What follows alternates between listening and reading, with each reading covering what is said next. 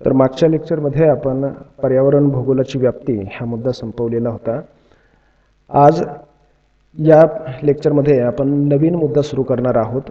पहिल्या प्रकरणामध्ये दिलेला दुसरा मुद्दा जो आहे पर्यावरण भूगोलाचे अभ्यास विषयक दृष्टिकोन. आता या मुद्द्यामध्ये नेमकं काय येणार आहे याबद्दल आधी आपण थोडीशी चर्चा करू आणि त्यानंतर त्यामधले मुद्दे जे आहेत त्यांच्याबद्दल आपण सविस्तर पाहणार आहोत. तर पर्यावरण भूगोल हा विषय अभ्यासत असताना माणसाचे या विषयाकडे पाहण्याचे वेगवेगळे दृष्टिकोन आहेत. संपूर्ण जगभरामधले वेगवेगळ्या देशामधले लोक जे आहेत, भारत असेल, अमेरिका असेल, युरोप खंड असेल, दक्षिण अमेरिका खंड असेल किंवा आणखी इतर ठिकाणचे जे आफ्रिका खंड आहे, ऑस्ट्रेलिया खंड आहे, प्रत्येक देशामधल्या लोकांचा या विषयाकडं पर्यावरणाकडं पाहण्याचा दृष्टिकोन वेगवेगळा होता.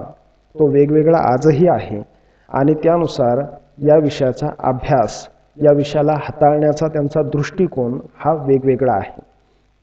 आता या ठिकाणी पहिल्यापासूनच मी तुम्हाला सांगतोय की पर्यावरण भूगोलामध्ये आपण सजीव घटक, निर्जीव घटक आणि त्यांच्या एकमेकांशी असणाऱ्या आंतरक्रिया यांचा अभ्यास करत असतो.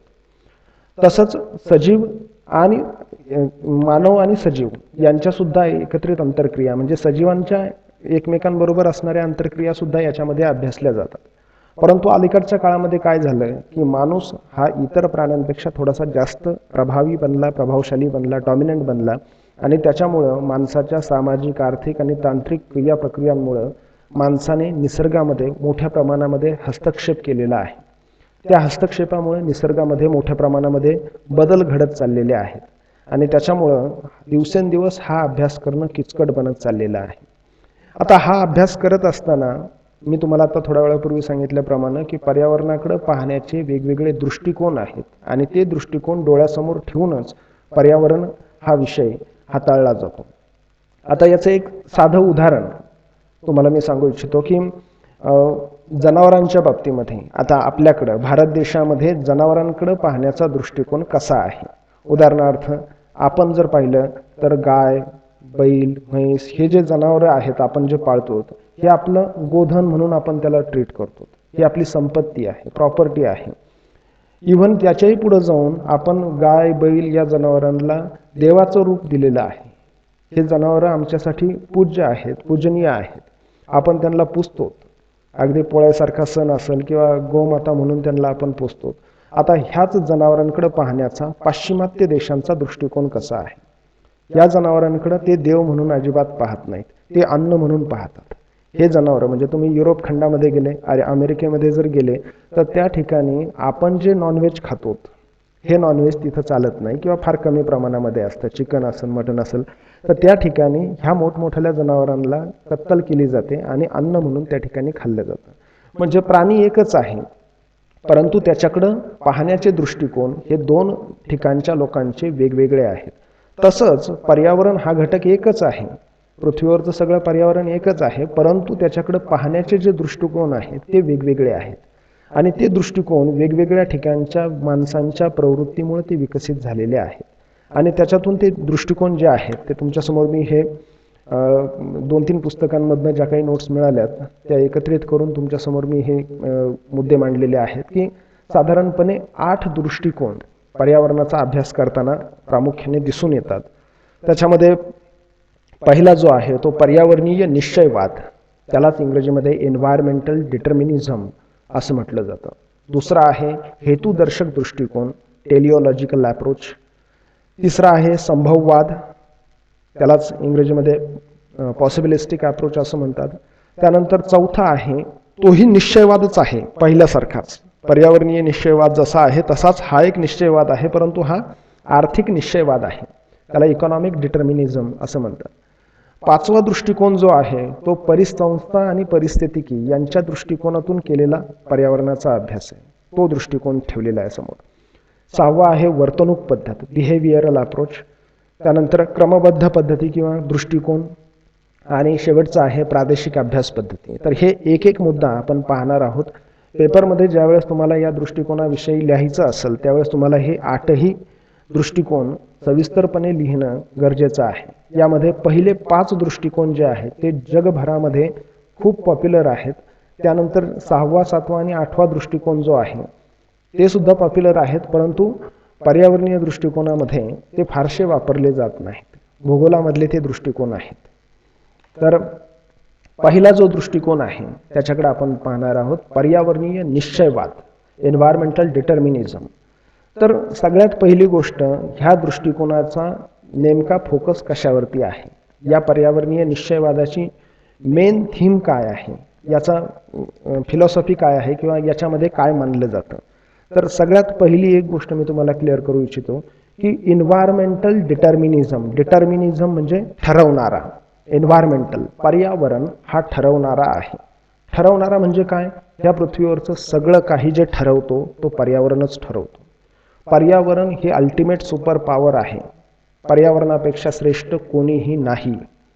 जे काही ठरविल ते पर्यावरणच ठरविल.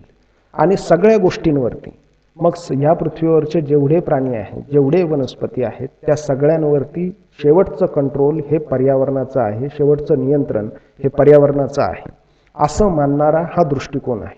म्हणजे सगळ्यात अल्टिमेट पॉवर ही पर्यावरणाची आहे. पर्यावरणाला वाटेल तसंच तो या पृथ्वीवरती घडवून आणतो, असं मानणारा हा दृष्टिकोन आहे. म्हणजे सर्वे सर्वा हा पर्यावरण आहे.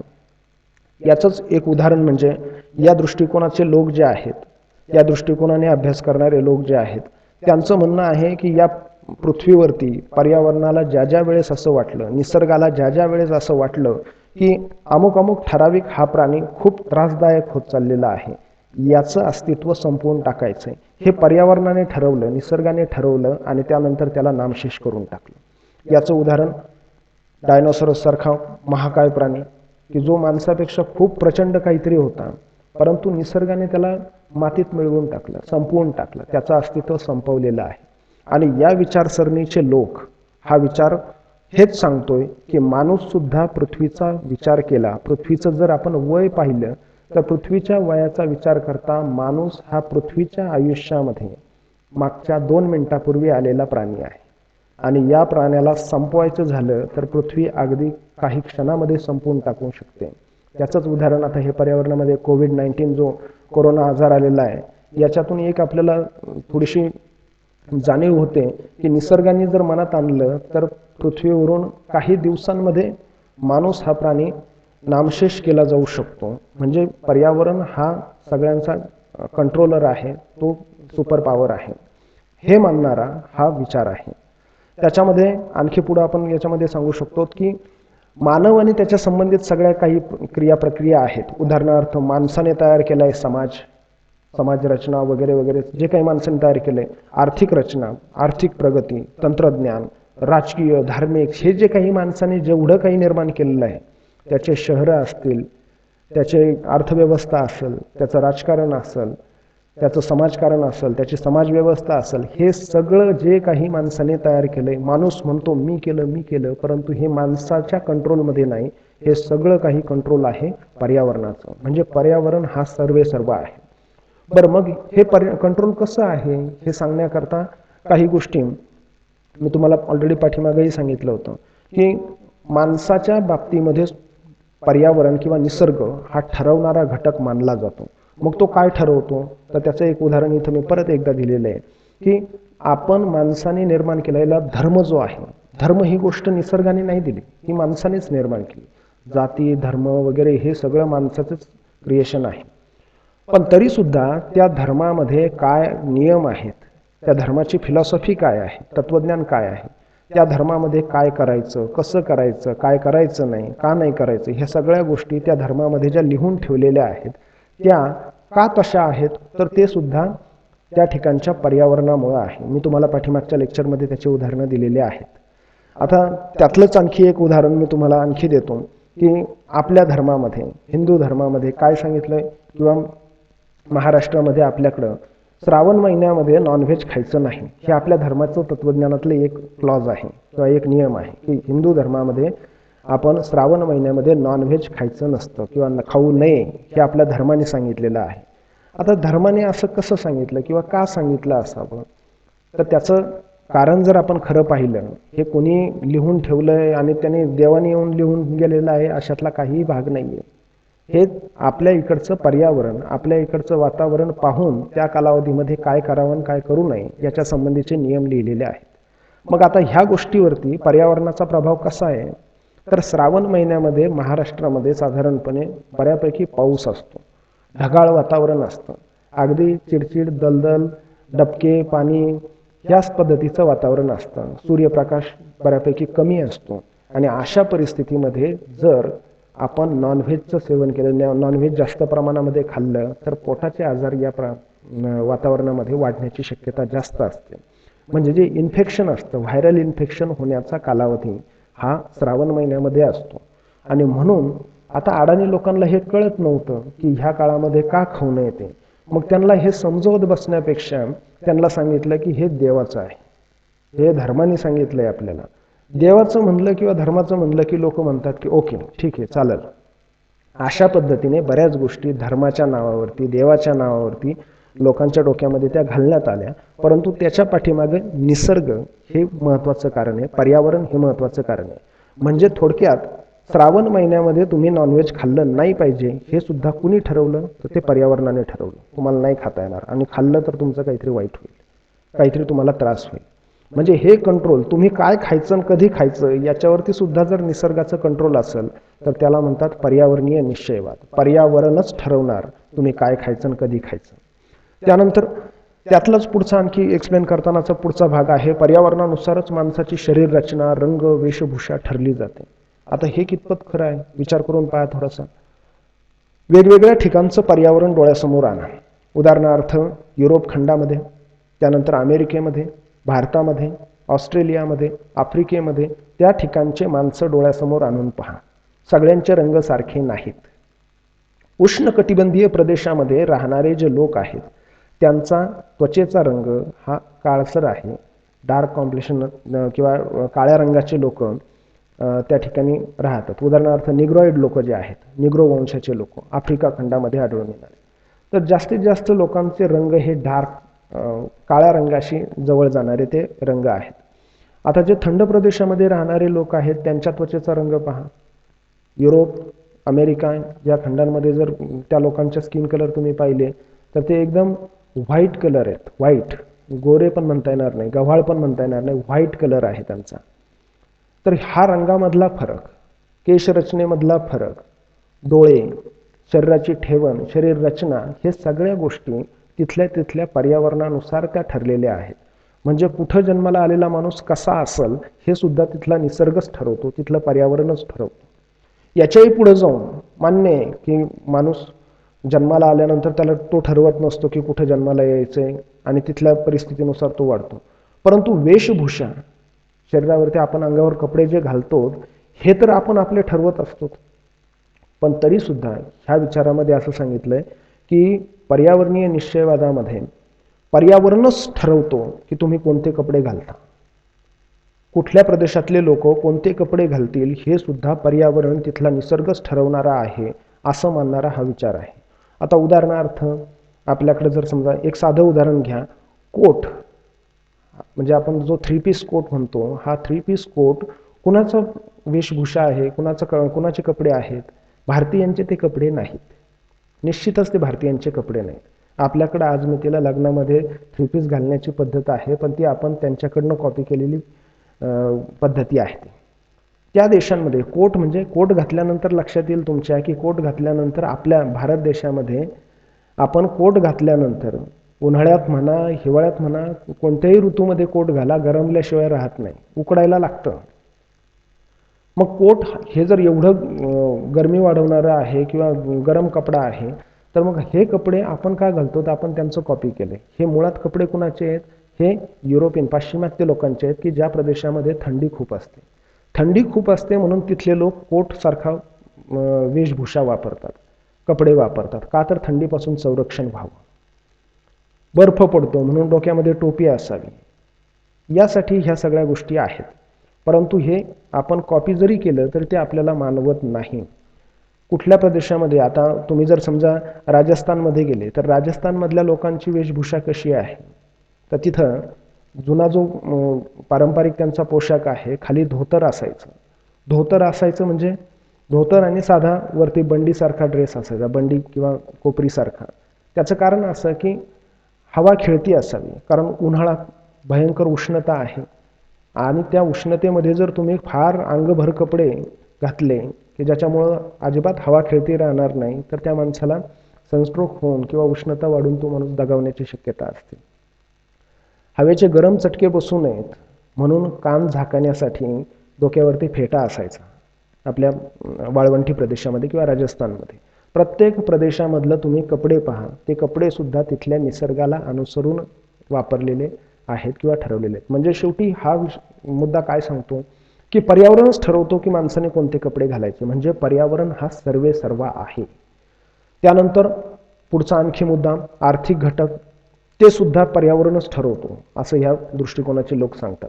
म्हणजे आता कसं, तर उदाहरणार्थ कोणत्या प्रदेशामध्ये कोणतं पीक घेतलं जाऊ शकतं हे सुद्धा निसर्गच सांगतो. इथं हेच पीक घ्यायचं, मी सांगतोय ना तेच पीक पिकवायचं या ठिकाणी, तुम्हाला मी दुसरं पीक घेऊ देणार नाही. आता याचं उदाहरण काय, आता केळी आणि ऊस यासारखं जर पीक आपण डोळ्यासमोर घेतलं, ऊस आणि केळी हे दोनही पिकांना तापमान जास्त आवश्यक असतं. जास्त तापमानाच्या प्रदेशामध्ये ते पिकणारे पिकं आहेत, घेणारे पिकं आहेत. आता हे दोन पिकं जर आपण म्हटलं की ग्रीनलँडला किंवा कॅनडामध्ये आपल्याला पिकवायचे, की ज्या ठिकाणी वर्षभराचं सरासरी तापमान हे 5 डिग्रीच्याही खाली असतं किंवा कधी कधी तर ते मायनसमध्ये सुद्धा असतं, अशा प्रदेशामध्ये जर तुम्हाला केळी आणि ऊसाचं पीक घ्यायचं ठरवलं तर निसर्ग म्हणणार की मी तुम्हाला इथं हे पीक घेऊ देणार नाही, अजिबात घेऊ देणार नाही. इथं तुम्हाला मी सांगेल तेच पिकं घ्यावं लागतील. आपल्या काश्मीरमध्ये सुद्धा ऊस घेता येणार नाही, केळी पिकवता येणार नाही, सफरचंदच पिकवावे लागतील. तिथं सफरचंदच घ्यावे लागतील. आणि सफरचंदाचं तिथलं झाड जर तुम्ही इथं महाराष्ट्रात घेऊन आले, तामिळनाडूला घेऊन आले, तर तिथं त्याला सफरचंद येणार नाही. म्हणजे मी सांगतोय तिथं तेच झालं पाहिजे असं निसर्गाचा हट्ट आहे आणि निसर्ग आपल्याला पूर्णपणे कंट्रोल करतो असं सांगणारा हा दृष्टिकोन आहे. या पद्धतीने अभ्यास केला जातो, त्याला म्हणतात पर्यावरणीय निश्चयवाद. त्यानंतर दुसरा आहे हेतुदर्शक दृष्टिकोन. आता याच्यामध्ये काय आहे, याच्यापेक्षा आपण, मला असं वाटतं की पुढच्या मुद्द्याकडे आधी जाऊ आणि नंतर पाठीमागे येऊ. तर पहिला जो होता पर्यावरणीय निश्चयवाद, त्याच्या अगदी विरुद्ध आहे तो म्हणजे संभववाद दृष्टिकोन. त्यालाच इंग्रजीमध्ये पॉसिबिलिस्टिक अप्रोच असं म्हणतात. आता हा पहिल्या दृष्टिकोनाच्या पूर्णपणे वेगळा आहे. काही जे ठराविक गटातले लोक आहेत ते म्हणतात, ते हा दृष्टिकोन स्वीकारतात, संभववाद. संभववादामध्ये काय की या ठिकाणी माणूस हा सुद्धा काहीतरी आहे, निसर्ग पूर्णपणे कंट्रोल करू शकत नाही, माणसामध्ये भरपूर ताकद आहे, माणूस निसर्गाकडून कंट्रोल केला जाऊ शकत नाही, माणूस हा स्वतंत्र आहे, सगळ्या प्राण्यांपेक्षा त्याच्यामध्ये बौद्धिक क्षमता जास्त आहे आणि माणूस वाटेल ते करू शकतो, वाटेल त्या गोष्टी बदलून टाकू शकतो. निसर्गाला सुद्धा तो जुमानणार नाही. निसर्गाने कितीही त्याच्यावरती प्रभाव टाकण्याचा प्रयत्न केला तरी माणूस स्वतःच्या ताकदीने, स्वतःच्या बुद्धीने, स्वतःच्या कौशल्याने त्या परिस्थितीला बदलून टाकण्याची क्षमता माणसाची आहे. म्हणजे हा दृष्टिकोन जो आहे हा माणसाला सर्वे सर्वा मानणारा आहे. माणूसच ग्रेट आहे, ह्या पृथ्वीवरती जे काही करू शकतो तो माणूस आहे. संभववाद म्हणजे माणसाला सगळं काही संभव आहे, सगळं काही शक्य आहे, तो काहीही करू शकतो, त्याच्यामध्ये सगळी काही परिस्थिती बदलून टाकण्याची क्षमता आहे. आता तेच उदाहरण मागच्या मुद्द्यामध्ये मी जे दिलं होतं की थंड प्रदेशामध्ये केळीचं पीक, ऊसाचं पीक हे घेणं अवघड मानलं जातं किंवा तिथं शक्य नाही आहे, निसर्ग ठरवतो की कोणत्या भागामध्ये कोणतं पीक घ्यायचं आणि कोणतं पीक घ्यायचं नाही. आता हा दृष्टिकोन काय सांगतो की जरी निसर्गाने असं सांगितलं, असं ठरवलं की केळीचं पीक आम्ही उत्तर अमेरिकेत किंवा कॅनडामध्ये किंवा ग्रीनलँडमध्ये घेऊ शकत नाहीत, युरोप खंडामध्ये घेऊ शकत नाहीत, तरीही माणूस म्हणतो की मी वेगवेगळ्या तंत्रज्ञानाचा उपयोग करेल. तिथं जर उबदारपणा पाहिजे असेल तर मी ग्रीन हाऊस सारखं त्या ठिकाणी शेड तयार करेल की ज्याच्यामध्ये थोडंसं टेम्परेचर वाढवेल आर्टिफिशियली, आणि त्या ठिकाणी का होईना मी ऊसाचं पीक घेऊनच दाखवेल, केळीचं पीक घेऊनच दाखवेल. हे सगळं मी करू शकतो. जरी निसर्ग त्या ठिकाणी प्रतिकूल असला तरी त्या निसर्गाला मी बदलून टाकेन आणि त्या ठिकाणी केळीचं, ऊसाचं सारखं पीक मी घेऊन दाखवेल. म्हणजे माणसाला सगळं काही शक्य आहे असा मानणारा हा दृष्टिकोन आहे. हा दृष्टिकोन कधीच म्हणत नाही की पर्यावरण माणसाला नियंत्रित करतं. हा दृष्टिकोन म्हणतो फार फार तर थोडाफार पर्यावरणाचा माणसावरती पर्यावरण आहे एवढं मान्य करू, परंतु तो माणसाला कंट्रोल करू शकत नाही. माणूस हाच सर्वश्रेष्ठ आहे आणि माणसाला सगळं काही शक्य आहे. म्हणून तर संभववाद असं या दृष्टिकोनाचं नाव आहे. आता या दृष्टिकोनानुसार मागचे 2-3 वर्ष 2-3 शतकं मागचे 200-300 वर्षांमध्ये माणसाने हाच दृष्टिकोन डोळ्यासमोर ठेवला की माणूस हाच सगळ्यात ग्रेट आहे. आणि हा दृष्टिकोन डोळ्यासमोर ठेवून माणसाने पर्यावरणामध्ये इतक्या मोठ्या प्रमाणामध्ये हस्तक्षेप निर्माण केला की मी माणूस आहे आणि मी काहीही करू शकतो. पर्यावरण कितीही प्रतिकूल असू द्या, मी त्याला बदलून टाकेन, मी सगळे बदल घडवून आणेन, निसर्गाला मी कुठेच जुमानणार नाही. असं करत करत ह्या दृष्टिकोनाचा वापर करून माणसाने अलीकडच्या काळामध्ये भरपूर हस्तक्षेप वाढवले आणि भरपूर पर्यावरणीय समस्या निर्माण होण्याचं कारण हा दृष्टिकोन आहे की माणूस काहीही करू शकतो. आता आणखी असं पुढं म्हटलं जातं की माणसाने काहीही केलं तरी निसर्ग काही ठराविक लिमिटपर्यंत हे सहन करणार आहे आणि त्यानंतर ठराविक वेळेनंतर निसर्ग माणसाला म्हणणार आहे की आता तुमची वेळ भरलेली आहे. असं होऊ शकतं, असं हे याच्या पुढचं विधान आहे. परंतु हा दृष्टिकोन जो आहे पर्यावरणाच्या अभ्यासाबद्दलचा, हा मी तुम्हाला सांगतो. त्यानंतर दुसरा जो मुद्दा होता आपला जो राहिलेला, हेतुदर्शक दृष्टिकोन, यालाच इंग्रजीमध्ये टेलिओलॉजिकल अप्रोच. टेलिओलॉजिकल अप्रोच काय आहे तर हा थोडासा धार्मिक विचाराचा अप्रोच आहे, दृष्टिकोन आहे. आणि हा धार्मिक दृष्टिकोन कुठून आला तर मूळतः ख्रिश्चन धर्मामध्ये, ख्रिश्चन धर्माच्या विचारसरणीतून पुढे आलेला हा दृष्टिकोन आहे पर्यावरणाच्या बाबतीमध्ये असलेला. आता हा दृष्टिकोन काय सांगतो तर पृथ्वीवरती जेवढे काही सजीव आहेत, जेवढे काही निर्जीव घटक आहेत, ह्या सजीव निर्जीव घटकांपैकी सर्वात श्रेष्ठ जो आहे तो माणूस आहे. निसर्गाने या पृथ्वीवरती माणसाला बाकीच्या सगळ्या गोष्टी ज्या बनवलेल्या आहेत त्या उपभोगण्यासाठी बनवल्यात. म्हणजे माणूस हा देवाने स्पेशल बनवलेला प्राणी आहे, एक स्पेशल प्राणी आहे. आणि बाकी जे काही बनवलंय म्हणजे पाण्याचे सोर्सेस आहेत, नद्या आहेत, नाले, समुद्र आहे, जंगलं आहेत, प्राणी आहेत, वनस्पती आहेत, हे सगळे जे घटक आहेत, माती आहे, बाकीचे सगळे निसर्गाने बनवलेले जे घटक आहेत ते माणसाला स्वतःचे उपभोग घेण्यासाठी, म्हणजे माणसाला स्वतःचं जीवनमान खूप मोठं उच्च बनवण्याकरता वापरावे म्हणून हे दिलेले साधनं आहेत किंवा साधन संपत्ती आहे. म्हणजे माणूस हाच सगळ्यात महत्त्वाचा आहे. निसर्गाने, पर्यावरणाने किंवा देवाने माणूस हा स्पेशल बनवलेला आहे आणि त्याच्या उपभोगासाठी ह्या सगळ्या गोष्टी आहेत. त्याला वाटेल तशा तो वापरेल, कारण त्याच्यासाठीच बनवल्यात, माणसासाठीच हे बनवलंय. जंगलं माणसासाठीच बनवलेत, वाटेल तसे तोडील. खनिज माणसासाठीच दिलेले आहेत, मग तो जसे वाटेल तसे वापरेल, कितीही खोदकाम करील. पाणी माणसासाठीच दिलेलं आहे निसर्गाने, मग तो कसाही वापरेल, कारण त्याच्याचसाठी दिलेलं आहे ते, त्याचा पुरा उपभोग घेण्याचं त्याचं म्हणजे त्याचा हक्क आहे, तो त्याच्याचसाठी बनवलं आहे ना ते, त्याच्यामुळे तो कशाही पद्धतीने वापरू शकतो. आणि हा विचार ख्रिश्चन धर्मामध्ये होता आणि प्रामुख्याने अमेरिका आणि युरोप खंडामध्ये त्या ठिकाणी ख्रिश्चन धर्म जास्त असल्यामुळं या विचारसरणीचा आधार घेऊन मानवाने सुरुवातीच्या काळामध्ये पर्यावरणाची साधन संपदा वाटेल तशा पद्धतीने वापरली, वाटेल तशा पद्धतीने. कारण धर्मच सांगतोय की माणसासाठीच हे बनलेलं आहे, माणसाला उपभोग घेण्यासाठी हे सगळं काही दिलेलं आहे. माणूसच सगळ्यात ग्रेट आहे, निसर्गाने बनवलेला, देवाने बनवलेला, आणि त्याच्या उपभोगासाठी हे सगळं आहे. आणि ह्या पाश्चिमात्य देशांची सत्ता ज्या ज्या देशांमध्ये होती, म्हणजे उदाहरणार्थ इंग्लंडची सत्ता भारतामध्ये होती, आपण पारतंत्र्यात होतो. भारतामध्ये सुद्धा या विचारसरणीनुसार इंग्रजांनी काय केलं तर सगळ्या आपल्या भारतीय साधन संपत्तीची लूटच केलेली आहे. जंगलं मोठ्या प्रमाणामध्ये त्यांनी वापरली. जमीन आम्ही सांगू ते पिकवायचं, तसं पिकवायचं, नीळ पिकवा, आफू पिकवा, गांजा पिकवा, काय आम्हाला वाटेल तेच पिकवून द्यायचं तुम्ही, तुमची जमीन आम्ही वापरायला आलेलो आहे तिथं. जंगलं वाटेल तसे तोडायचे. फर्निचर वगैरे हे मुबलक प्रमाणामध्ये त्या लोकांनी केलं आणि तिकडे इम्पोर्ट एक्सपोर्ट सुद्धा केलं इतर देशांमध्ये. खनिज मोठ्या प्रमाणात लुटली. असं म्हणायचे की भारतामध्ये सोन्याचा धूर निघायचा, आज मी तिला फक्त धूरच राहिला आहे, सोनं सगळं घेऊन गेलेत, लूट झालेली आहे. तर हे सगळे ही विचारसरणी होती की पर्यावरणातले सगळे घटक हे माणसाला उपभोगण्यासाठी आहेत, लुटण्यासाठी ते दिलेले आहेत निसर्गाने. आणि या विचारसरणीचा आधार घेऊन बऱ्याचशा देशांमध्ये ही पर्यावरणाची लूट माणसाने सुरू केली आणि या पर्यावरणाची लूट केल्यामुळं सुद्धा बऱ्याचशा पर्यावरणीय समस्या निर्माण झाल्या की ज्या आत्ता सध्याला आपल्याला दिसत आहेत. ओझोन डिप्लेशन असेल किंवा ग्लोबल वॉर्मिंग असेल किंवा साधन संपत्तीचा तुटवडा असेल, ह्या अशा समस्या या दृष्टिकोनातून पुढे आलेल्या आहेत. त्यानंतर चौथा जो विचार आहे, चौथा जो दृष्टिकोन आहे, आर्थिक निश्चयवाद. आता हा सुद्धा निश्चयवाद डिटर्मिनिझमच आहे, इकॉनॉमिक डिटर्मिनिझम म्हणतात त्याला. तर याच्यामध्ये काय दिलेलं आहे, या दृष्टिकोनानुसार माणूस कसा विचार करतो पर्यावरणाच्या बाबतीमध्ये.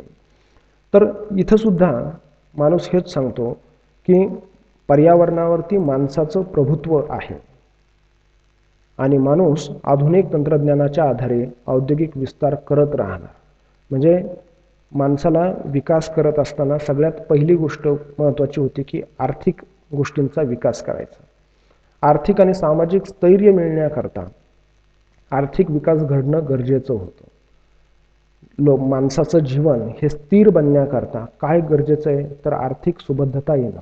मग आर्थिक समृद्धी कशी येऊ शकते, तर पर्यावरणाची लूट करायची आणि ती पर्यावरणाची लूट करायची, पर्यावरणाचा वापर करायचा आणि त्या ठिकाणचा माणसाचं जीवन हे समृद्ध बनवायचं आणि स्थिर बनवायचं.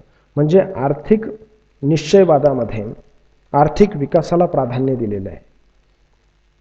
त्यामुळं पर्यावरणाचं नुकसान असेल, म्हणजे आपण आर्थिक विकास करत असताना एखाद्या ठिकाणी समजा MIDC करायची, आपल्याला एखाद्या ठिकाणी कंपन्या सुरू करायच्यात, जे काही एखाद्या ठिकाणी धरण बांधायचं आहे, एखाद्या ठिकाणी हायड्रो पॉवर प्रोजेक्ट तयार करायचा आहे, काही कुठलीही माणसाची आर्थिक क्रिया असेल, त्या ठिकाणी ती करत असताना पर्यावरणाचं काय नुकसान होईल, पर्यावरणाचं हित आपण जपतोय का, पर्यावरणाचं संवर्धन केलं पाहिजे, या ठिकाणचे जंगलं काय होतील, त्यातले प्राणी काय होतील, इथल्या मातीवर काय परिणाम होईल, इथल्या पाण्यावर काय परिणाम होईल, इथल्या हवेवर काय परिणाम होईल, हे सगळं बाजूला, ते दुय्यम आहे. महत्त्वाचं काय आहे, आर्थिक विकास झाला पाहिजे, तो महत्त्वाचा आहे. आणि फक्त आर्थिक विकास डोळ्यासमोर ठेवायचा, पर्यावरण वगैरे सगळं जे आहे ना ते दुय्यम आहे. त्याचं काय म्हणजे जंगल कमी झाले, त्यातले प्राणी नाहीसे झाले, काही हरकत नाही. आमचं हेतू पहिला आहे आर्थिक घटकांचा विकास होणं, आर्थिक विकास झाला पाहिजे. कारण आर्थिक घटकच हे माणसाला स्थिर करतात. आर्थिक घटक वाढले नाही तर माणूस अस्थिर होतो आणि म्हणून आर्थिक घटक समृद्ध बनवण्याकरता मग आम्ही आमच्या शेतीचा विकास करू, आमच्या उद्योगधंद्यांचा विकास करू, आम्ही कारखाने वाढवू, आमच्या सगळ्या आर्थिक क्रिया प्रक्रिया आम्ही वेगाने वाढवू आणि हे वाढवत असताना माणूस हळूहळू स्थिर होईल, माणसाला समृद्धी प्राप्त होईल आणि ही माणसाची समृद्धी प्राप्त होत असताना पर्यावरणाचं काही नुकसान झालं, पर्यावरण पूर्ण खड्ड्यात गेलं तरी काही हरकत नाही, ते दुय्यम आहे. महत्त्वाचं फक्त आर्थिक विकास आहे. हा विचार घेऊन पर्यावरणाकडे पाहणारे लोकसुद्धा होते आणि आजही आहेत.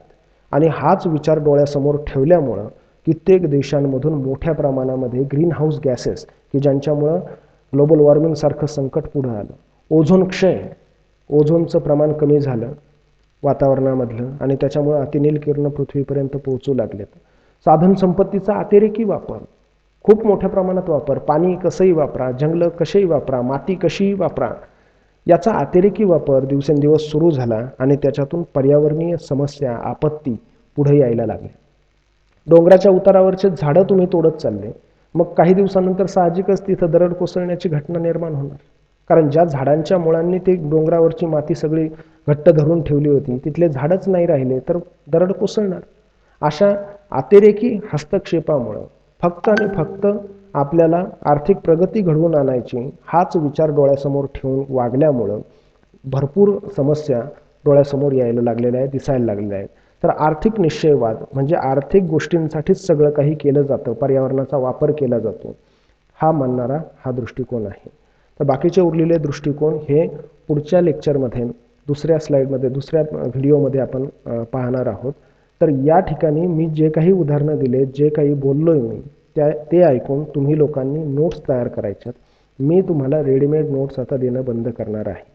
कारण रेडीमेड नोट्समुळं तुम्ही लोक व्हिडिओ व्यवस्थित लक्षपूर्वक ऐकत नाहीत. हे जे तुम्ही ऐकलंय आत्ता, याच्यावरनं तुम्ही तुमच्या नोट्स तयार करायला सुरुवात करायची. जो चांगल्या पद्धतीने ऐकल, परत परत ऐकल आणि नोट्स तयार करेल, त्याच्या नोट्स सगळ्यात चांगल्या असतील आणि त्यानुसारच तुमचे उत्तरं ठरतील किती चांगली आहेत ते. ठीक आहे. तर पुढच्या लेक्चरमध्ये पुढचा मुद्दा आपण पाहणार आहोत.